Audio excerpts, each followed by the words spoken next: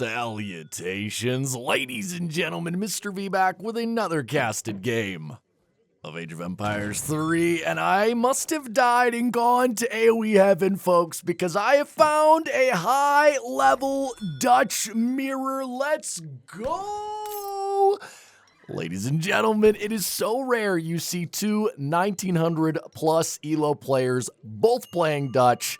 I am ecstatic, and oh man, I can't wait. Let's dive in. On the western half of the map, playing in the color red as the greatest Civ to ever exist, we have Wookle43. I have not seen this guy before, but he's going with a very standard Dutch opening. One house, leaving his other 100 wood on the floor, 3 bills on coin, looking like a very, very standard Dutch 15 vil setup.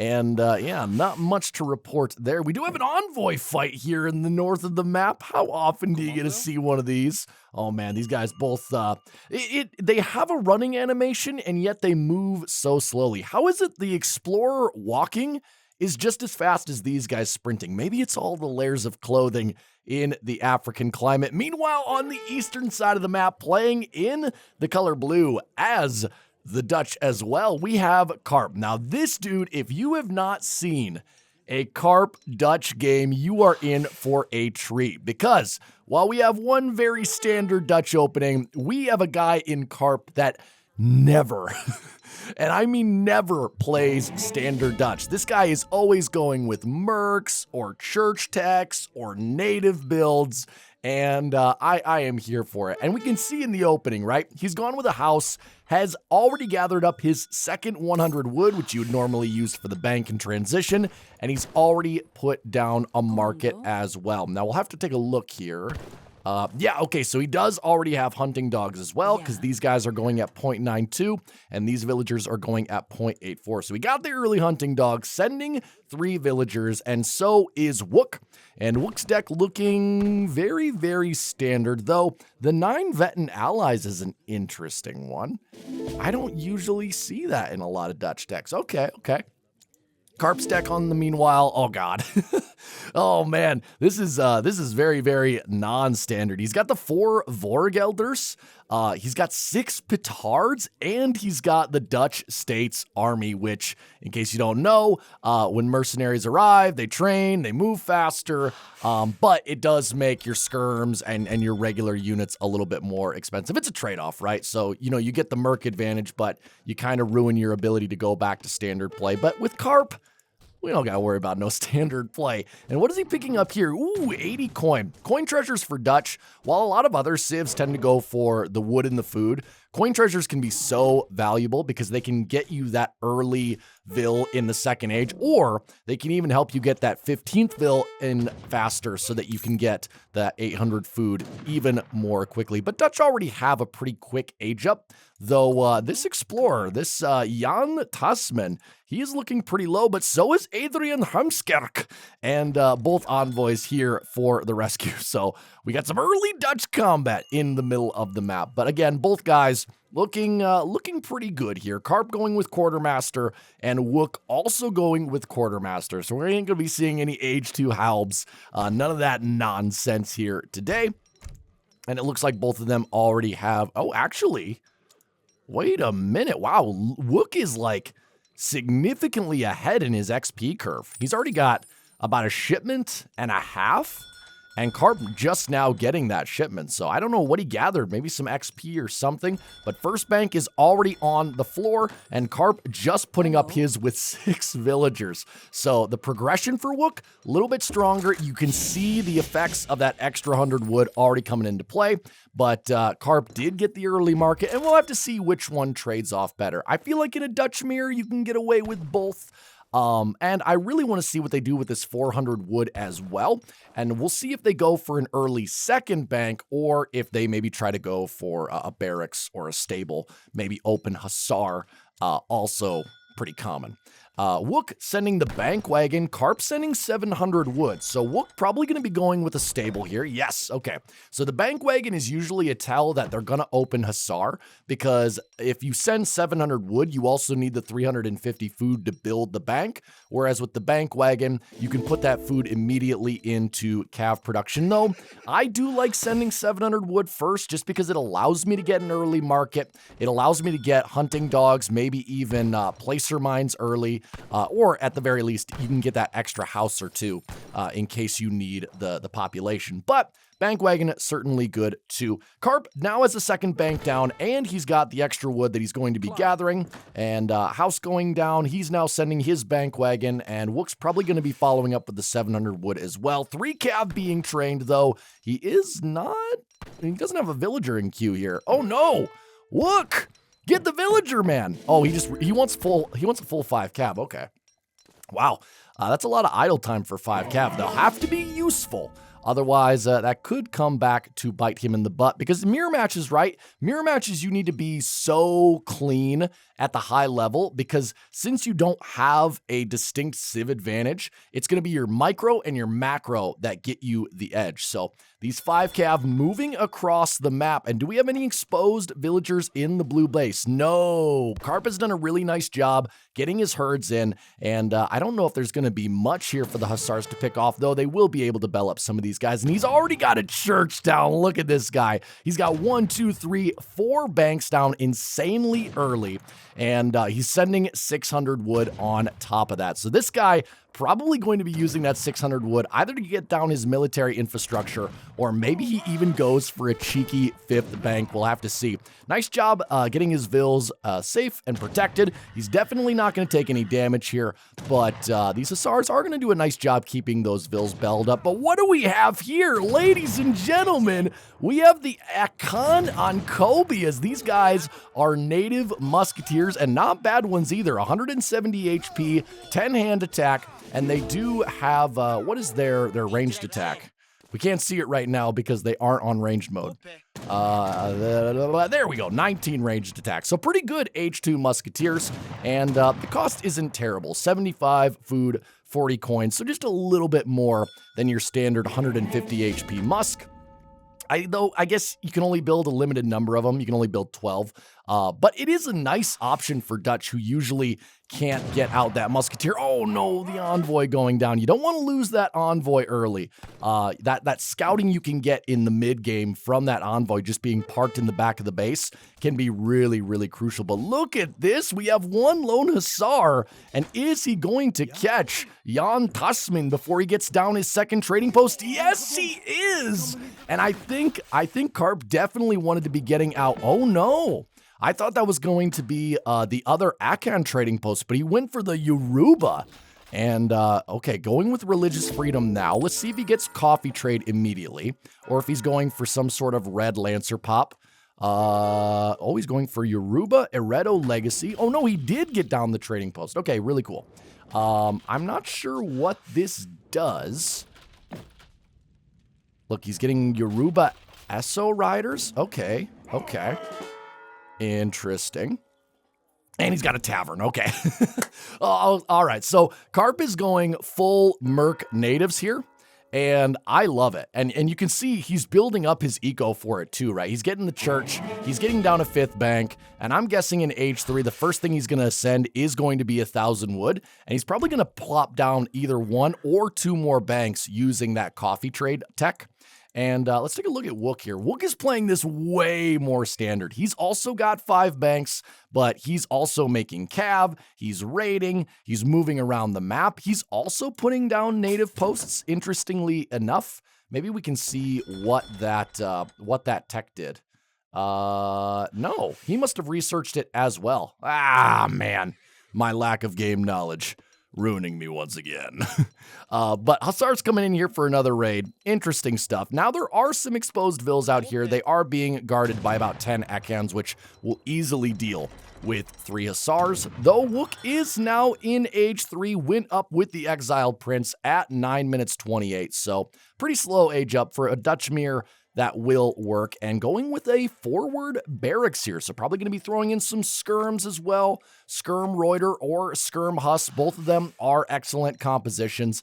And yeah, I'm really excited to see what Karp does, because there is no way this guy is going to age up and start making skirms. This guy's going to go with something crazy. It's probably going to be Red Lancers. I've seen him pull out the Red Lancers almost every single game he plays. The guy loves Red Lancers. He loves Swiss Pikes, and he loves natives. Those are the three things I know about Karp. He's making spies? What? Okay, so he's making spies. Does he expect Wook to go mercs here? I mean, he's not. He's going vet skirm, vet huss. So I'm not sure what those spies are going to do. Maybe they're going to hunt down Adrian. I guess, but I mean, 3 spies to hunt down 1 explorer feels like a bit overkill. Maybe he's just going to use them for the stealth. I have no idea.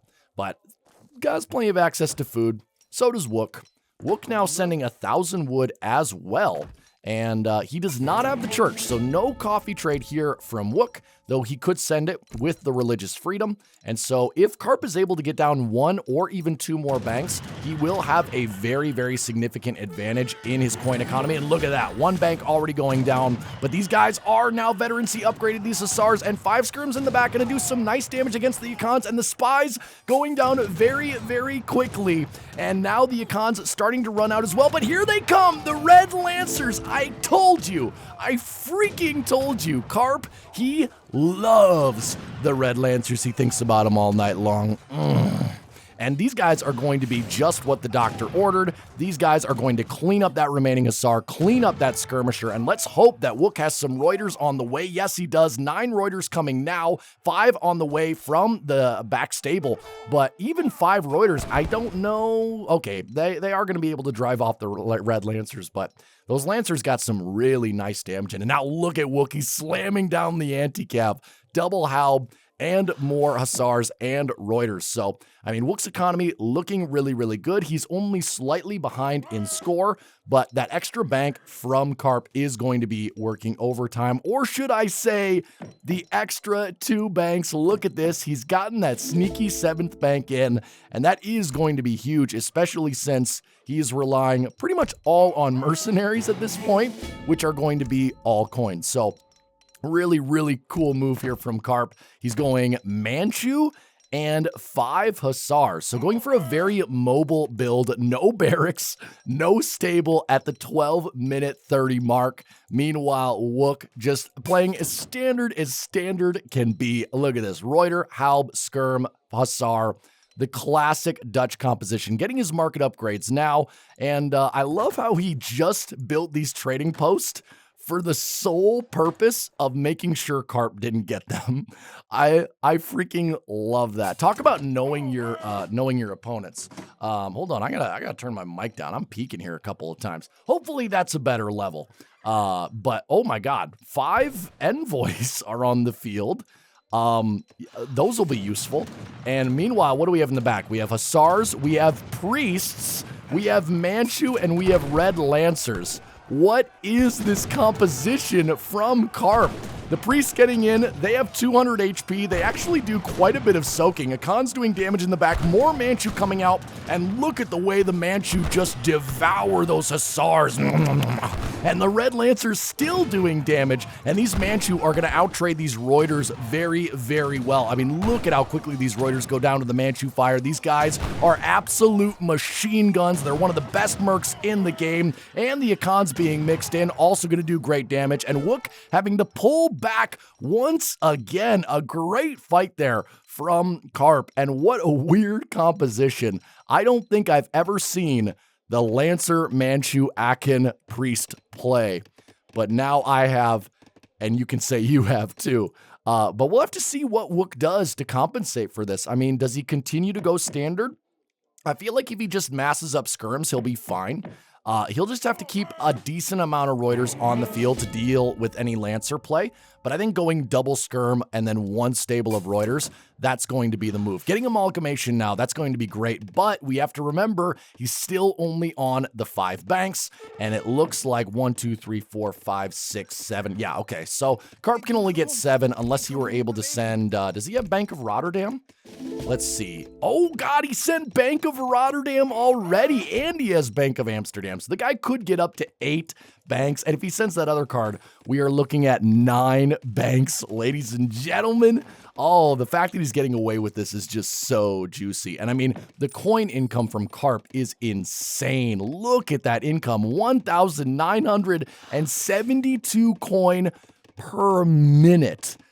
Absolutely ridiculous. He has most of his villagers on wood. He needs houses desperately for all of this merc population. He's continuing to make red lancers, and I think he's just going to go red lancer Manchu with the priests for the healing and the Akans for the anti-cav range.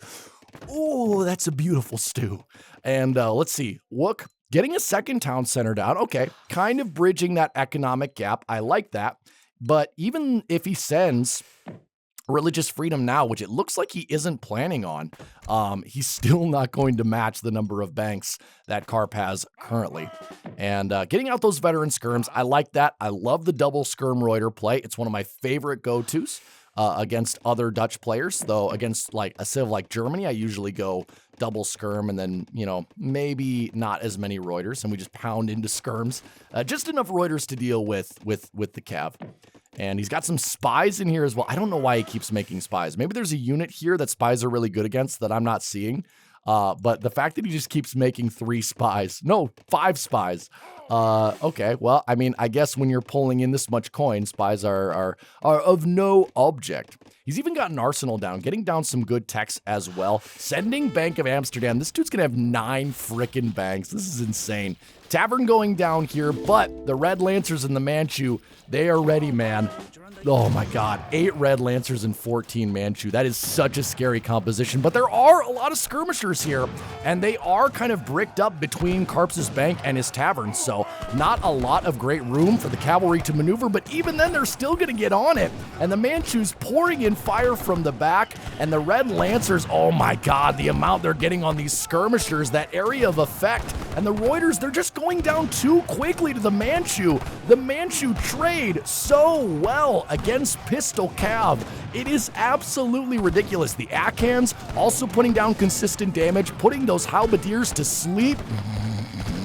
And the skirmishers not lasting long. And look at this, even more Red Lancers coming out of the tavern as we speak. Spies keeping them nailed down. And you even have the priest. Oh, Father, forgive them, for they know not what they do. Oh, Wook just killed a holy man. That is rough. He's even getting Akan gold economy. Karp, you absolute bastard. Oh, man. I feel like this only looks good in certain situations. I could imagine that against other civs like Ottoman, these types of builds just fall apart. But here it's looking like a genius move. Skirmisher numbers continuing to be replenished by Wook, though.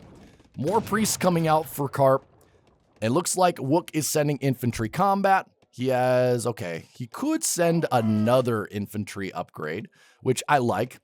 I usually keep all 3 infantry upgrades in my deck, even the team one, just because your skirms can just get absolutely jacked by the end game, especially if you get into like H4 with guard upgrade. Oh, dude, those skirms are lethal. But I really want him to send religious freedom. He's got to realize, I mean, he's been in Karp's base, right? Well, actually, no, he's only seen 4 banks. He hasn't seen these 3 in the back. So I guess he doesn't see that Karp is way outpacing him in terms of coin, and he's still on 5, which normally 5 banks is really good for Dutch. But when you're up against 9 banks, it just feels a little bit impotent. And yeah, that Akan upgrade actually gave Karp a free gold mine in the back. So he's got an extra 5,000 here on top of his 9 banks. 2,014 coin per minute. Holy crap. Religious freedom finally coming out for Wook here. But look at this. Karp mixing in the artillery. 4 falconets unpacking. This is the anti-skirm of anti-skirms. And the 5 envoys in the front to body block. Because why the hell not? And yeah, there's no way Wook can take this. He's got to back off. He needs some sort of anti-artillery. Now, normally, he has enough Reuters that he could come in and maybe snipe a couple of those Falconets, but against those Manchus, the Manchus would be able to fire so quickly that the amount of Reuters he would lose for every Falconet he'd take out, it just wouldn't be a worthwhile trade at all. So yeah, that's not going to be an option, but look at this composition. He's got like 10 spies, 3 Lancers, Manchus, Akins, and now 4 Falconets with the 5 envoys. And then meanwhile, we have the most vanilla milk white bread composition over here. Oh my God, the contrast cannot be better. And we see Wook, he's actually starting to kind of run out of resources. I mean, he's got plenty of hunts up here in the north, but he's starting to collect from a lot of exposed positions here. And so that does worry me a little bit. He is now going up to age 4 with the Tycoon, going to be getting that 1,000 coin and starting to make culverins. So, I mean, Wook's making all of the right plays here. But now, oh my God, what is Karp sending now? He's sending the War Gelders, which, I mean, at this point, that normally wouldn't be a good card. That's only an age 2 card, but I think he's only getting it so that he can make them from his taverns. And so this guy, I mean, yeah, the 4 Swiss pikes are going to be fine, but he's going to be able to start making batches of 5 Swiss pikes, which Swiss pikes, dude, they are incredibly scary. If they get into melee combat with your skirmishers, they will just dice them to pieces, and they will absolutely mince any cavalry that comes within like 5 kilometers. It is insane. Swiss pikes really slept on mercenary. And now, oh my God, look at how many red lancers he's got. He's got 13 red lancers, 15 Manchu, and now he's got the Swiss pikes and the Falconets. Yeah, I feel like when Karp decides to push, this is just going to be a massacre. Now, these 2 culverins from Wook, they are going to have to put down some insane work. I'm talking insane work, because a lot of the rest of his army is just not going to fare well. These skirms are going to get eaten by Lancers. These Reuters are going to go down to Manchus, and these Halbs will be outpiked by the Swiss pikes every day of the week and twice on Sundays. It's looking very, very dicey for Wook. And look at this, Karp now picking this moment to move out. And I think it's because he just realized that Wook went up to age 4, or maybe not. Is he going up to age 4 himself? No. He's got to realize he's got to push here, right? Like he can't sit back and let Wook get guard skirm, guard Reuter, because that will be the equalizer. Okay, yeah, no, he is pushing out. He's pushing out right now. Ladies and gentlemen, the Merc Church native army is on the move. The Red Lancers causing the entire Red force to tremble. And look at this. They do not give a damn about these Reuters. They are going to go right in on the skirms. Maybe a bit of what am I saying? A little bit of missed micro here from Wook. These skirmishers are going to get caught by a couple of the Lancers. The Culverins going down before they even get unpacked.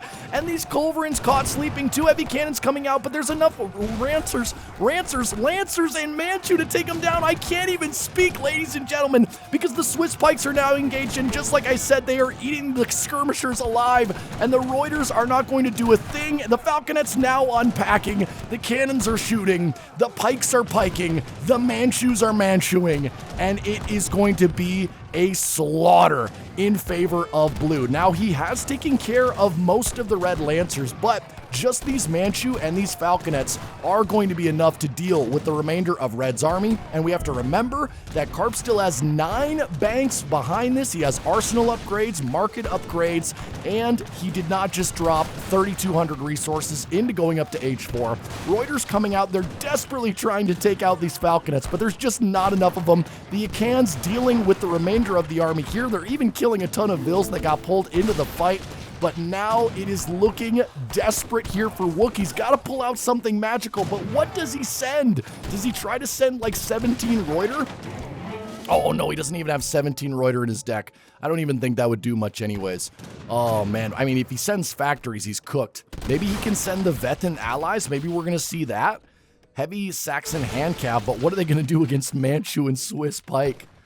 Oh man, town center going down. The red army is, oh god, they are so discouraged. Look at them. They're just running to the corner of the map. Whatever they can do to avoid fighting this mess of a force in blue. And these 4 Falconets even doing damage to the Reuters. I mean, enough cannons will kill any unit, let's be honest. And oh my god, the number of Swiss pikes. Remember that these guys have 64 siege attack, 22 hand attack, 358 HP, and a 30% melee resistance.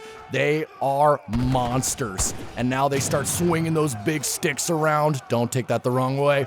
And those skirmishers, they are not going to escape. These guys also have 6.10 speed. So they are quite fast. And I wonder, did Karp send that mercenary card? Yeah, he sent the mercenary card as well. So these mercenaries have been buffed on top of already being really, really strong. Swiss pikemen going down. Manchus are starting to raid the base of red. And what is Wook at? Oh god, he's at 26 vills to 52 from Karp. He's still probably on about 6 or 7 banks. Culverin's now coming out. They're going to be able to pick off 2 of those Falconets. So that is good work. But these Falconets have already done plenty to make them worth the cost. More villagers being raided on the bottom side of the map. These pikes are just swarming every single location. And the skirmishers, these guys are having the guard upgrade now. But I think it's going to be too little too late. If they had had that guard upgrade and gotten a better fight in that initial engagement, maybe they would have been able to deal with the mercenaries. But now that they're scattered and in small numbers, no chance at all. And now look at this, Karp's taking out the native posts, probably because he wants to build native posts of his own, though I don't know if the game will get that far. More red lancers coming out. In case there wasn't enough skirm killers on the map, now we have red lancers on the map. And Wook fighting this one to the end, even though he's at 19 villagers, which I salute you, sir. I would have resigned 5 minutes ago, but skirm's going down now. He is in H4, but there's really not much he can send, and now Karp is on his way to H4 as well, getting more market upgrades. And I mean, yeah, he's just going to send his factories. And no, I didn't think the game was going to get that far. Oh, man. I love Karp. He might be my favorite Dutch player right now. I do love Bob Enjoyer, but Bob Enjoyer plays very, very standard, which I like for other reasons, because I can learn a lot from Bob, because I can't play like this. But when you just need to sit back and be entertained, oh my god, Karp is your man. Guys, let's check out this game in more detail. Follow me to the post game. All right, guys, here we are in the post game, and I mean, what is there to say that we didn't already see? I just want to check out the military tab. Look at that, 271 for Wook, 179 for Karp, but Karp killing 322 and only losing 135. Now, that stat is a bit deceptive, because when we look at the actual military unit population, we see that it's much more even, right? Because military units, you know, when you look at military unit count, that's just 1-to-1. But when you take into account the extra pop of the mercenaries, you see that Karp's army was actually larger than Wook's pretty much the entire game. So yeah, just always check the military unit population rather than the military unit count, because the military unit population is going to give you a far more accurate assessment of where the two armies were. And we can see that, I mean, Karp dominated basically from the 13-minute mark. And once he got that big fight in the middle of the map, it was all cleanup from there. But guys, I hope you enjoyed that game. I certainly did. Shout out to both players, both far better at Dutch than I will ever be. But guys, until the next one, have a great day. Have a great life. See you later.